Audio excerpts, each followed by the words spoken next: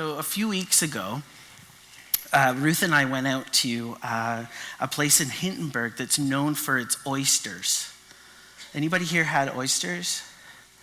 Yeah, okay. So I grew up with a cottage on the Ottawa River, and they're not oysters, they're just clams. But we used to break them open and use the guts as fishing bait. Okay, so the idea of an oyster, when I see an oyster, is I don't see an expensive delicacy.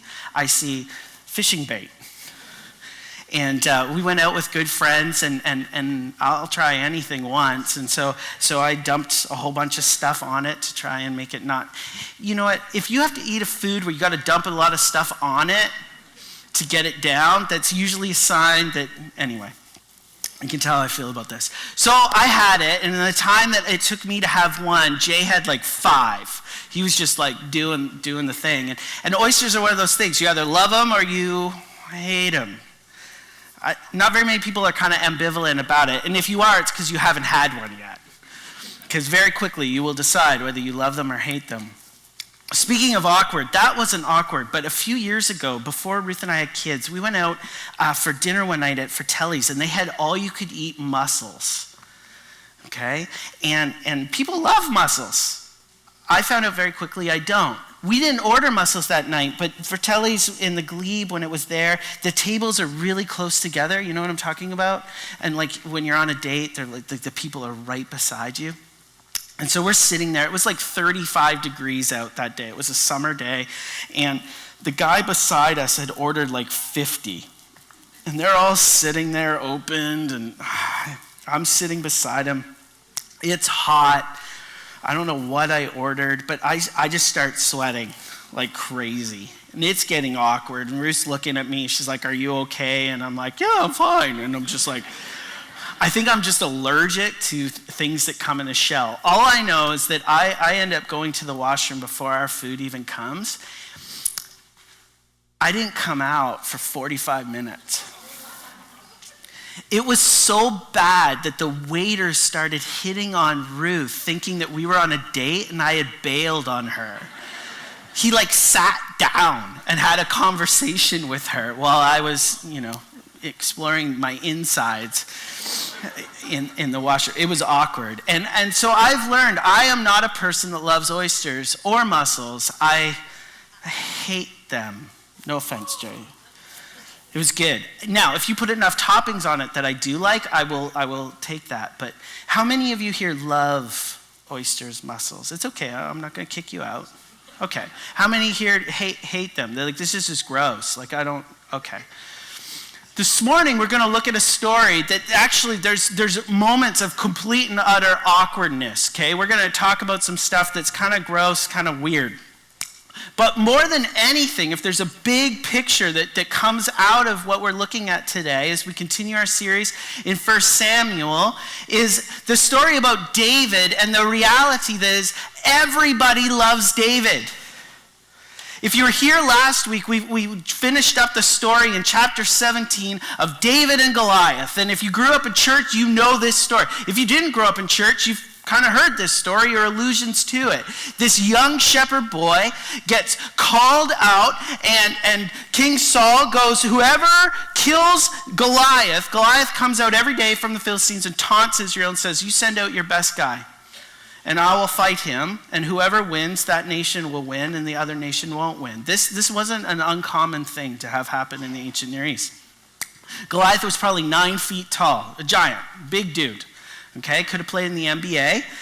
Instead, he killed little people. And so David shows up because his family, someone from his family is supposed to be king, and Saul doesn't know this part, but David shows up, and everybody's freaking out, and David says, I'll do it. And because David had been a great shepherd and everything else, he was used to killing bears and lions and trusting in the Lord ultimately with his life and what God had placed him in. He knew that God would carry him through. And so David kills Goliath. Boom, shot, stone to head, down. And then you could imagine this little boy, he's probably 12 to 16 years old, picks up Goliath's giant sword and chops his head off. As a little boy, this is one of my favorite stories in the whole entire Bible. This is good time, right? Well, David's famous. David is famous. He just won a war by himself and defeated one of the greatest warriors, reputation-wise, in the ancient Near East, this giant. David also was now elevated because of what Saul had offered. His family now would not have to pay taxes anymore, and he was going to be able to marry the princess. David's a rock star. So much a rock star that they actually make a song about him, as we'll look at this morning. Everybody loves David, except for one guy. And so this morning we're going to look at 1 Samuel chapter 18. And we're going to look at this one guy. We met him before. His name's Saul, and he's the current king. And everybody loves David, but Saul doesn't love David. And what starts out as a little bit of annoyance turns into a full-fledged wanting to kill him. And there's some awkward stuff in there, and we're going to look at it. There's two big questions, I think, that come out of this text for us 3,000 years later as we look at this story, because the God who interacts with them is the same God that interacts with us. And what's interesting about David, as we'll see as things unfold, is that David is God's choice to be king. And even more than that, David is God's choice to continue the line that points to the ultimate King of Kings. A kingdom that will never end. And in Saul's response, there's some questions that come out that we can learn from and examine in our own hearts. It's Saul's interactions with God's choice to be king, his attitude about it, versus everybody else who loves him. There's some poignant questions for you and me when it comes to how do we view God's rightful king? How do we view King Jesus and his right to our lives? Let me pray, and then we'll look at this story together. Things are going to get crazy. This is an awkward story. Let me pray. Father, thank you again that we can gather together this morning. I pray that you would speak through your word to us, that you would apply it to our lives. This is an old story with some weird stuff for 21st century Canadians to understand, just on the face of it, let alone, Lord, the spiritual aspect that you want to pull out of your word for us, because everything in your word is profitable. It's breathed out by you, and it is useful. And so this morning, would you apply it to our lives, that we might be thoroughly equipped for every good work before you. By your Spirit, we pray. Amen.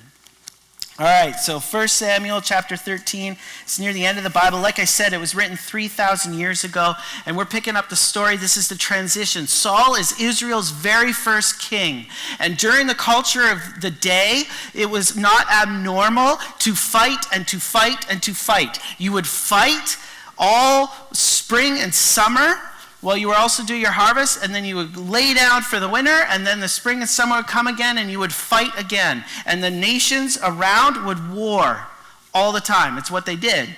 And Israel wanted a king just like every other nation. Up until that point, judges ruled, and they were picked by God. It had nothing to do with hereditary genes or anything like that. It was just picked by God. And these people would be raised up to fight and to free the people of Israel who'd gone astray and fallen underneath other nations. And then they would raise up a judge, they'd be get free, and then it would start again. Until one day they actually said, we want a king. And so they get a king, just like every other nation. They get Saul, who's handsome and tall and from the right families and everything else. But Saul's also really, really insecure. He's really paranoid and he's really fearful. And he doesn't have a good relationship with God at all.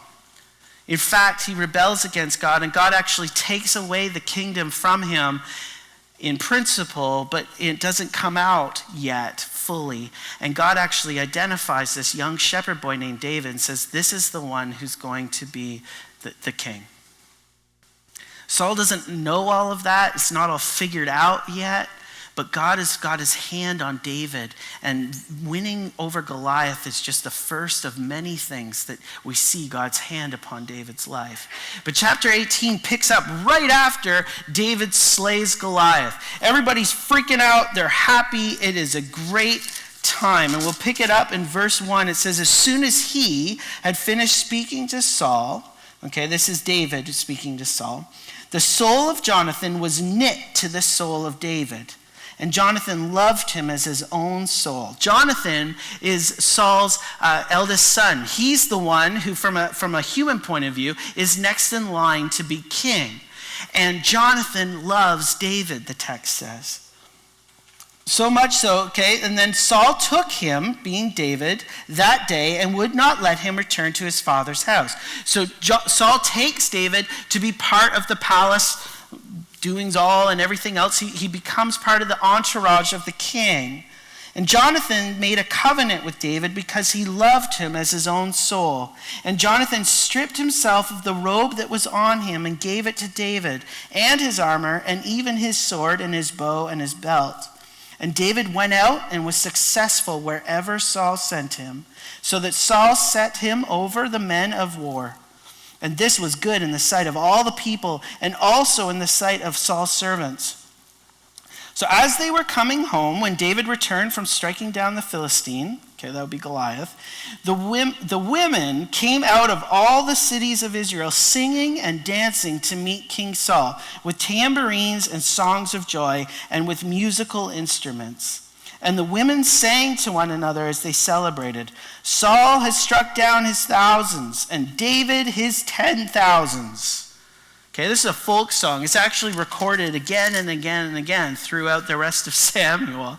Okay, this was like a top 40 hit. This was an earworm, all right? This could not get it out, and it starts to drive Saul nuts.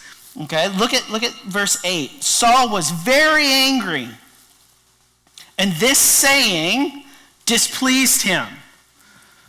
All right?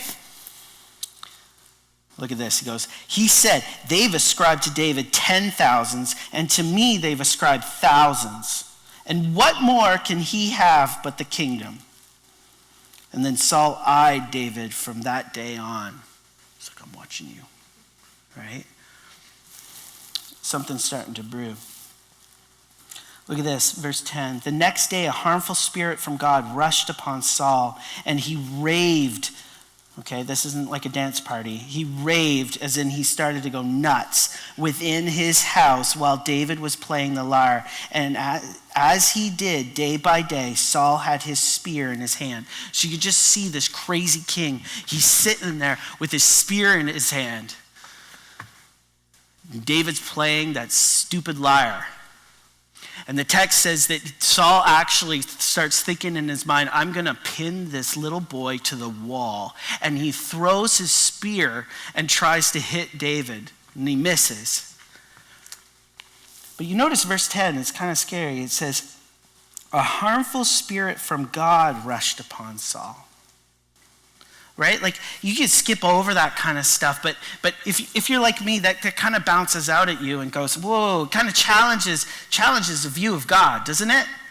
God sends a harmful spirit. God? What's going on here, and we've seen this up until now, and we'll see this as things continue, is that God is in control over everything. Everything. Now, from the outside, if we don't have a relationship with God, that can be a really scary thing, because what it means is guess what? I'm not in control. You're not in control. But from the inside, if we know this God who is merciful and who is loving and who sent his son to die for us and who looks at us, he sees his son. For us, when we see that, it can bring great comfort. Because it means whatever good, whatever bad, whatever things happen in this world, whether they're meant for evil by anybody, it doesn't matter because God is in control. I know that's a theological answer, and it doesn't really answer the emotional things that come up, but we got to understand the story as it's happened to this point. Saul has rejected God, and God is leaving Saul to his own devices. And more than that, God has a plan, and he's actually sent a spirit to almost lock in or solidify Saul's jealousy and his anger towards David. And he's going to use that. He's going to use that to bring judgment on Saul, but he's also going to use it to bring about what he wants to have happen in David's life, as far as David becoming king, but also in changing David's heart, in causing David to rely more and more on God in a way that Saul never did. Look at verse 12. Saul was afraid of David because the Lord was with him, but had departed from Saul. And so Saul removed him from his presence and made him a commander of 1,000. And he went out and he came in before all the people. And David had success in all his undertakings, for the Lord was with him. And when Saul saw that he had great success, he stood in fearful awe of him. But all Israel and Judah loved David, for he went out and came in before them. Everybody loves David. Jonathan, the next king, as far as Saul's concerned, the prince, loves David. The women all love David. That's going to come out more and more as the story unfolds. They all love David. At the end here of this little paragraph, it says all of Judah and all of Israel love David. In the next little section, we'll see that one of Saul's daughters loves David. Everybody loves David except one, Saul. He's furious. He can't stand David. He wants David dead. Why does everybody love David so much? Well, the text says 4 times in this small little thing that David is successful. And from a human point of view, it makes sense why you love him. He's good. He's good at what he does. He kills giants. And Saul puts him in charge of the whole entire army, and it says he goes in and he comes out. Now what's that saying is that he would go out to battle and win and come home the winner and bring in the spoils and everything else. He was a hero. He was a star. Everybody loved him. And so Saul, on a human level, doesn't like David because David's successful. And you got to be thinking that Saul puts David out in front of the army at the beginning because that's what you do with a hero. But after time, as we'll see, Saul puts David out in front of the army because he's hoping that David will die. But every time he puts Saul out, instead of David getting killed, David kills everybody and comes home even bigger hero. But underneath all of the human reasons for why David is loved, you notice in the text 3 times, verse 12 and verse 15, and then again later at the end of chapter 18, it says that the Lord was with David. All of David's success is because the Lord is with him. And Saul knows it. And more than that, Saul knows that the Lord is with David and the Lord isn't with him. Verse 12 says that the Spirit departed from Saul. And so while there's this human reason for success, there's this spiritual reason for success, this cosmic reason for success. And Saul is not in control. He might be king on his own little throne, but he is not king. He is not in charge. And this makes him furious. It's funny because the story goes on, and he's sending David out to battle, trying to get David killed, and it's not working. He just gets better and better and better. So Then he says, look at verse 17. He wants to marry off his elder daughter. And so he's like, well, if I can't beat him, I'm going to join him. So I'll get David to marry my eldest daughter. And you notice this, it's not for all the things that he had done. Remember, Saul had promised this to the key leader, to the winner over Goliath. This isn't for past stuff. This is so that he'll fight all the battles coming up. And again, the reason behind is he's thinking, look at this, for Saul thought, let not my hand be against him, but let the hand of the Philistines be against him. Because it's like odds are, eventually, David's going to die. You can't keep fighting all the time and not die eventually. So we'll just get him out there and get killed. But David's like, I can't marry your daughter. I'm just a shepherd boy. So he doesn't, and Saul marries him off to somebody else. But then this other gal, another daughter of Saul's, verse 20, Michal, she loved David. She probably had like a poster of David on her wall, right? And like she would sing that song and write out her name, Mrs. David. She's just like so in love with David. And Saul sees this, verse 20. It says, and the thing pleased him. Okay, and now literally in the Hebrew, it's this idea of it made straight. It's like Saul, it's like, this is how I'll get David. My daughter loves him. Saul thought, look, verse 21, let me give her to him, that she may be a snare for him, and that the hand of the Philistines may be against him.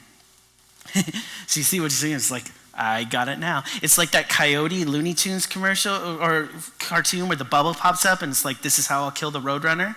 Okay, he's like, I got it now. This is how we'll do it. She'll be a snare for him. Literally, it's like she will entrap him. What he's thinking, commentators think, is that she will consume David's heart. That he'll be all about her, that he'll kind of get sloppy in his warrior life, but he'll also get sloppy in his relationship with God. As the story unfolds, we'll look next week, Michal had idols in her room and was probably a worshiper of pagan religions and all of that. And so she's like, this will be a trap for David. We'll get David off. David might be Saul's guy or God's guy, but we'll change God's guy's heart. That'll do it. It's like, I'm not good with God, I'll make David not good with God too. And again, if that's not going to work, the Philistines will kill him. And so he goes to David a second time, verse 21 says. In verse 22, he commands his servants, he says, speak to David in private and say this, behold, the king has delight in you, and all his servants love you. Now then become the king's son-in-law. And so David, again, he's like, I'm just this little shepherd boy. Like, I don't have the pedigree to marry a princess. And so Saul works it out. He's like, okay, fine. Then you can buy the right to be married to her. This is what's going to cost you. This is where things get really awkward. 100 Philistine foreskins. Yep. Now, I was thinking, I have a daughter now. And if there was a guy that wanted to marry my daughter, and I didn't really like him, I would send him out to do something that would probably get him gone too. Like, go play in the Queen's Way. And then we'll talk about marrying my daughter. So he goes after, so he says, 100 Philistine foreskins. Now, I don't know about you, but have you ever tried to take a foreskin off a Philistine? I don't think they're just kind of laying around going, sure. So David and his men go, and not only do they come back with 100 Philistine foreskins, they come back with 200 Philistine foreskins. Now, 3,000 years removed, we're like, this is weird, this is gross, what's going on? Saul's trying to kill David, and he gives him this weird task that should get anybody killed, and it doesn't get him killed. David exceeds it again. And rather than coming home dead, he comes home with all of this foreskin. I don't know what they did with it, but the point is, Michal's like, yeah, he really loves me. And then they get married. Saul is like, I I can't kill this guy. Everybody loves him. Everybody. I can't stand him. And at the end of the day, as we push everything away, what it comes down to of why Saul doesn't love David, even though everybody else does, is because Saul doesn't love God. And by inference, he doesn't love David because David is God's choice for king. And what it means in David being God's choice for king is that Saul isn't king. His kingdom is threatened. Verse 9 says it all of chapter 18. He's got everything. What's left except for the kingdom? Now, let's fast forward it. So what on earth does this mean for us? Let's apply 200 foreskins to our lives today. You ready? 2 questions. The first one's this. Do I really love God's rightful king? Do I really love God's rightful king? Because see, at the end of the day, all of us pretend to be king of our own kingdoms. And the reality is that none of us are worthy to be king. And how do I know that? Because our kingdoms, as great as we might be, our kingdoms are in shambles. Well, we can put nice veneers on them and everything else, but we're not really in control. We're not really in charge, and we're quite insecure anytime our kingdoms get threatened. We see it from when we're really little up until we're really old. We are selfish, and we are self-contained, and we are, as much as we think we are, self-reliant. We're not very good kings. But God sent his son in the line of David to be the King of Kings. He's God's choice. And the question is am I like Jonathan? Do I love God's choice for king? Or does that threaten me? And it's kind of interesting because Saul gets threatened in a few different ways. I kind of just threw them up here as we reflect. The first one is Saul shows his dislike or disinterest in God's rightful king in that forgotten conveniently. The end of chapter 7, David is the hero beyond anything. In the end of chapter 7, in verse 58, Saul says, whose family are you again? You remember, he doesn't even remember David. Now, I don't know if he's just messing around because he's going to owe David taxes and one of his daughter's hands in marriage, or if he honestly just doesn't care. He's on to the next thing. Yeah, thanks. Thanks for saving my butt, but really, and for those of us who are reflecting today, when we ask the question, do I really love the rightful king? We've got to ask this question, do I just forget him conveniently? Like, depending who I'm with and where I am, I kind of just, I'm a Christian. Do we just kind of forget him conveniently? For those of you who don't identify as Christian, does Jesus just kind of get sidelined, pushed to the side? You don't really want to go there, wrestle with the reality that he existed and what that means, and chase it down and wrestle with your doubts. It's easier just to get busy and kind of conveniently forget about life and death and where did we come from and where are we going and what is my purpose and who is this guy that lived 2,000 years ago that claimed to be king and the Romans killed him. And then his followers just wouldn't let it go that he rose from the dead. And no one's ever found the body. And it's changed society. It's changed culture. It's the greatest story ever told. What is with that? If you've explored it and come out the other side, that's one thing. But most of us, it's just easier to just forget that and see what else is on Netflix. So that's the first thing. The second thing is he's got this fearful consideration. He's afraid. Over and over and over again, it says in the text that Saul has this fear of David.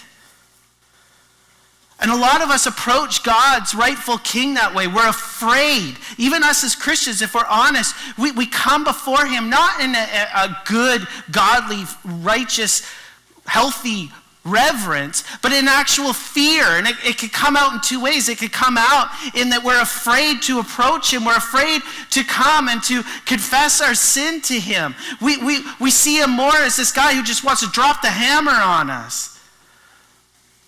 Or we're afraid and it comes out more like Saul in that it makes us more and more angry. I don't want God to be in charge. I don't want to be accountable to anybody. How dare he tell me how to live? How dare he let this happen or that happen? And we could get all... But if we're honest, at the end of the day, what it really is we're afraid. Because it pushes, it shows I'm not in control. I don't have an answer for everything. And that's scary. And that's okay. The next one is a little bit weirder. It's this. You throw it up there. It's a fierce competition.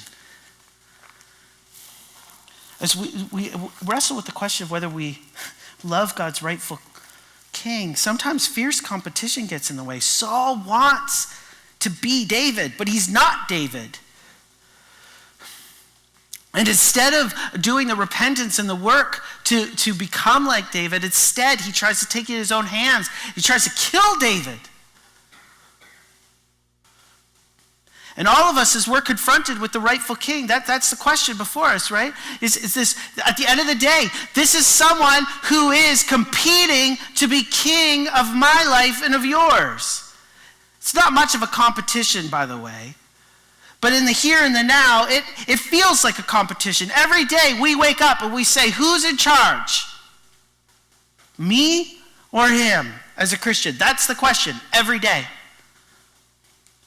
And for those of us who are on a journey, it's a fierce competition, isn't it? So many things in our lives are competing to be the king. What we center our life about, where we get our direction, how we decide right and wrong, what our purpose is in life, how we're going to raise our kids, how we define love, how we use our money. All of these things are competing with the one who says, I am the way, the truth, and the life. It's about me. And so that's the first question is, do I actually love the rightful king? Because he is the rightful king. And we kind of have two responses to this. The first one is like Jonathan in the beginning of chapter 18. You notice, you just go back with me. It says Jonathan loved him. Jonathan saw who David was. And as we behold who Jesus is we should love him as we see him for who he is and what he's done for us. But then it says Jonathan made a covenant with him because he loved him so much. In verse 4, this is loaded, and we skipped over it on purpose, but I want us to go back. It says that he stripped himself of the robe that was on him and gave it to David and his armor and even his sword and his bow and his belt. That wasn't because David had no clothes and no armor. What's going on here in the ancient Near Eastern context is the one who was in line for the throne of Saul took off his kingly robe, his royal robe, and gave it to David. What's he doing?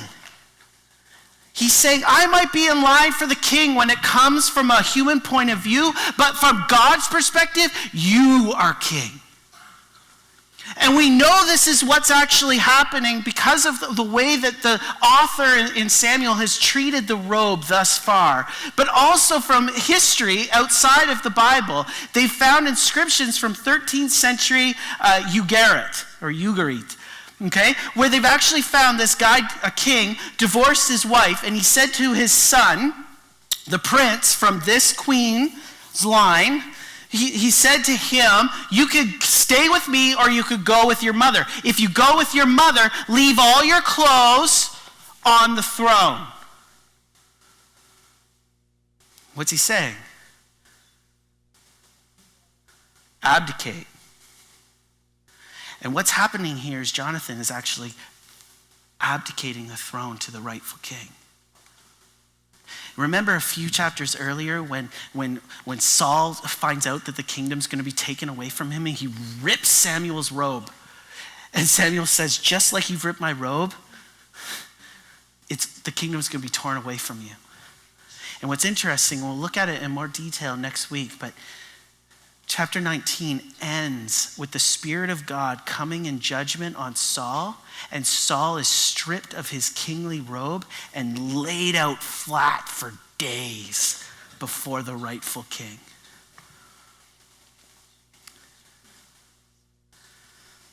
Because here's the reality. Everybody loves David, almost.